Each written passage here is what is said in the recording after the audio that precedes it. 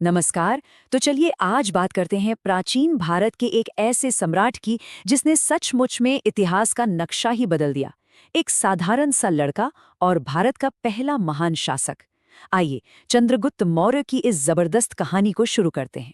तो सवाल यही उठता है ना, कि ये सब हुआ कैसे? एक मामूली लड़के का वो सफर जिसमें संघर्ष भी था, हिम्मत भी और कमाल की बुद्धिमानी भी। चलिए इस कहानी के पन्ने पलटते हैं। देखिए, उनकी कहानी की शुरुआत किसी राजमहल से नहीं होती, बल्कि एक बहुत बहुत ही साधारण जगह से होती है, जो उनकी आने वाली महानता से बिल्कुल अलग थी। सोचिए, कोई आलीशान महल नहीं, कोई शाही परिवार नहीं।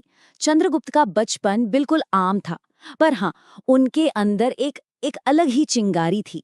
वो पैदाइशी निडर और करिश्माई थे, और यही चीजें आगे जाकर उनकी सबसे बड़ी ताकत बनी। और फिर उनकी जिंदगी में एंट्री होती है एक ऐसे इंसान की जिसने सिर्फ चंद्रगुप्त की नहीं बल्कि पूरे भारत की किस्मत बदल दी।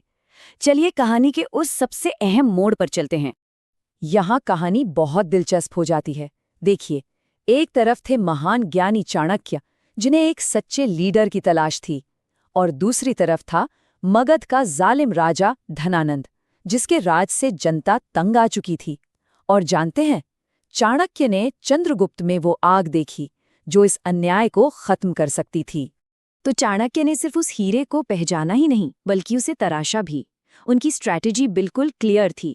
पहला, सही इंसान को ढूंढो जो उन्हें चंद्रगुप्त के रूप में मिला।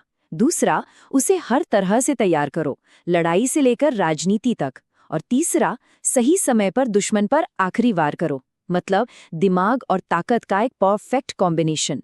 लेकिन धनानंद को हराना तो समझ लीजिए बस एक शुरुआत थी।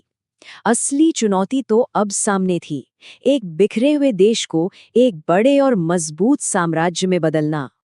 और देखिए, उन्होंने ये कर दिखाया। मगध की जीत के साथ ही मौर्य साम्राज्य की नींव रखी गई। फिर उन्होंने यूनानी शासक सेल्यूकस निकेटर को हराया, जिससे उनका दबदबा और भी बढ़ गया। और देखते ही देखते उनका साम्राज्य उत्तर से लेकर पश्चिम तक फैल चुका था। यहाँ एक बात समझनी बहुत जरूरी है। चंद्रगुप्त सिर्फ एक विजेता नहीं थे, वो एक कमाल के शासक भी थे।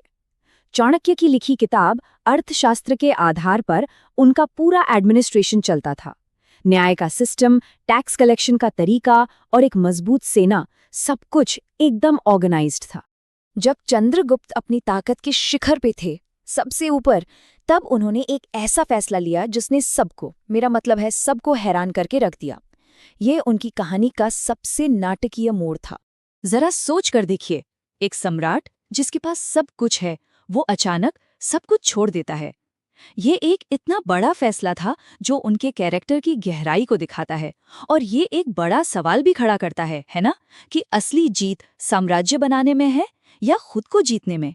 उन्होंने सत्ता और दौलत को छोड़कर दूसरा रास्ता चुना, आध्यात्म का रास्ता। उन्होंने जैन धर्म अपना लिया और एक तपस्वी बनकर जीने के लिए दक्षिण भारत के श्रवणबेलगोला चले गए, और वहीं कठोर तपस्या करते हुए उन्होंने अपना जीवन पूरा किया। तो आखिर में उनकी सबसे बड़ी विरासत क्या है? भारत को एक करना। वो भारत के पहले ऐसे शासक थे जिन्होंने इतने बड़े देश को एक झंडे के नीचे लाकर खड़ा कर दिया, और उनकी ये विरासत आज भी हमारे इतिहास में जिंदा है। तो आखिर में चंद्रगुप्त मौर्य की कहानी हमें यही सिखाती है। उनकी जिंदगी इस बात का सबूत है कि हालात चाहे जैसे भी हों, अगर इरादा पक्का हो, सही गाइडेंस मिले और मेहनत में कोई कमी ना हो, तो कुछ भी, सच में कुछ भी हासिल किया जा सकता है। ये सिर्फ इतिहास नहीं, ये एक प्रेरणा है।